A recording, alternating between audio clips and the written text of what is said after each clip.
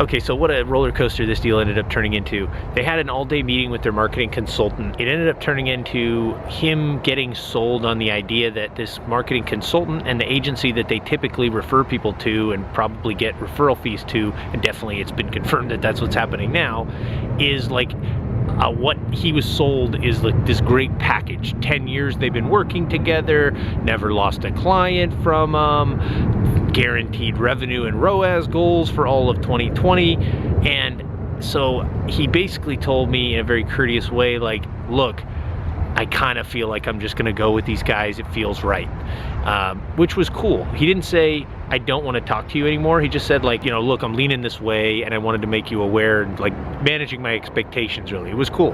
This is like the way this guy communicates and I really like it. My reply to that email is, what concerns me here is the decision to hire this agency doesn't seem to align with your goals. In our meeting, you mentioned many times that you were looking for the right partner, quote unquote, the right partner. The words are burned into my memory because that is exactly what we want with our clients. I don't see how hiring an agency on the East Coast and having a consultant in a different state managing them is going to become the partner you're looking for. So basically telling him, like, this doesn't sound like the right fit.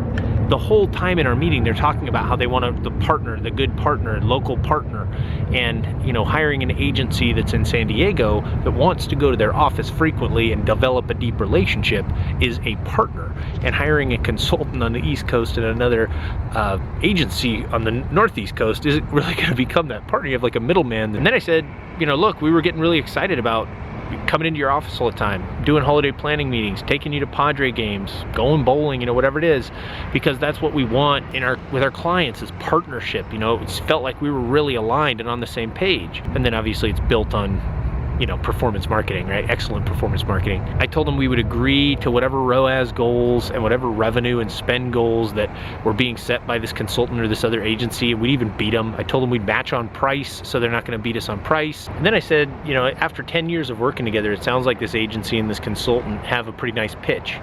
But I'm 100% certain that no matter what they're offering or returns you're expecting from them, we're going to be able to beat them. And that's the thing that's really important here, is that I've learned how key it is to impress upon everyone I'm talking to about how good we are and how the results are a certainty. And if they're leaning towards someone else, you're able to cast a little bit of doubt in their subconscious or their conscious mind that we could potentially be the better fit. And since they don't know until they try us, it's ended up working out really well for me. Where in the past I would have been more subtle and more appropriate and less aggressive, now I'm overly aggressive and overly confident, and it seems to be getting the reaction that I so desire, because people feel like they're so compelled, that it's so much more compelling. I'm a real advocate in a way that I wasn't in the past. So then he says, you know, the P word's a pretty touchy subject around here. They got, basically they got bait and switched really bad from their current agency. So they do want the partner, and I did hear him correctly and did, articulate that damn well, but he's just kind of like skeptical that it actually exists, this partner relationship. So I get it. It's getting a little dark. Let me head inside and finish this up. Okay, so he replies back to me and says, he's like, look, I'm basically just still racking my brain against the wall on how to understand some of these numbers. Maybe you can help me with the dilemma. And he gave us 3 different questions specific to how do we achieve our revenue goals, what are rough averages for e-commerce competitors that we should even be using as benchmarks, how do we need to look at the holistic advertising budget and per platform performance, you know, not just everything in ROAS, but each channel, how do we determine the success or failure, and then how do we determine tracking? 90-day click window, do we just use analytics, do we use each channel's reporting numbers? These are all great questions. Basically putting it on us to provide him with all the information that he can then use to set expectations for his agency of choice moving forward. He needs to know what he needs to know. Remember, their marketing manager quit and he has been thrust into this role. It's the reason he hired a consultant. And I think the consultant's probably going to do a good job of helping him set the numbers. So I spent the better part of 3 hours drafting an email reply to this guy to make sure that we do a thorough job of addressing all these questions. So I say, okay, great. I'm getting to work on the Excel doc. I'll get back to you tomorrow. So I draft this email. Took me a few hours really to get it just right the way I wanted it. And the guys and I were talking, you know, I always ask questions of my business partners to figure out what they think we should do. I was just going to reply back and go for a meeting and say, yo, you know, let's just meet in person and talk about all this stuff. But they were of the opinion that we should do a really long, meaty email. And I'm like, all right. Typically, if they feel strongly, I'll just go with whatever they suggest. Because, you know, sometimes you can't see what you don't see. We draft this really long email with all 4 of his questions laid out, and one of my partners had asked, you know, why are we doing specific bullet pointed response to each of his questions? Why don't we just answer with a more fluid conversational style email? And one of the things the reason that I wanted to do that is because I always want to show people that I'm listening. And that's a big reason why we brought up partner in the early on emails. And I always want people to understand, to know that their questions are being answered. Because if somebody is asking you a question, that's what they really care about. You can talk at people or have a conversation, but when they ask a question, focus on their question, write it down, and make sure you answer it, because that is the thing that really interests them, or that is the thing that's really important to them that they want to know.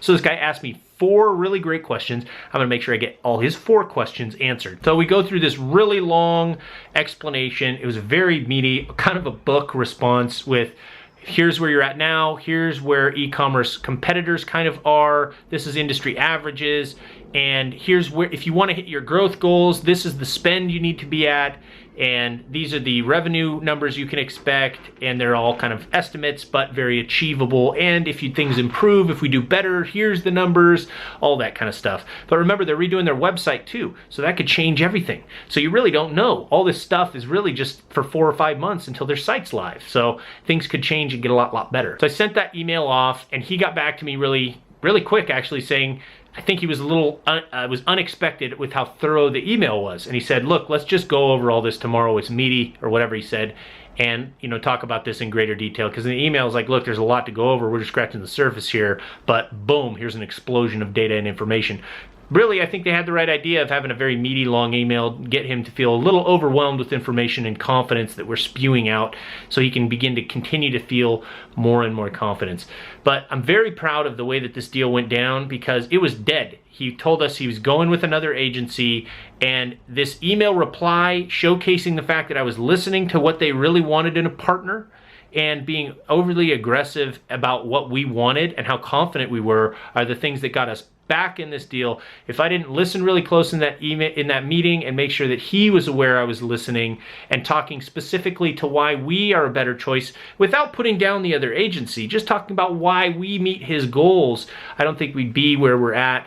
And right now I'm really happy with that meaty email that my partners helped me with the strategy on, because I don't think we may have had a brief email exchange where he's like, okay, sounds good, let me think about it. But instead, we exploded information on this guy, and he can't even absorb it all probably. So he's decided he wants to have a longer conversation, which is perfect too. So things are going good, bringing a little deal back from the dead, baby. All right, thanks for watching this one. And I don't know, we'll see what happens in the next meeting with him tomorrow afternoon, hopefully in person.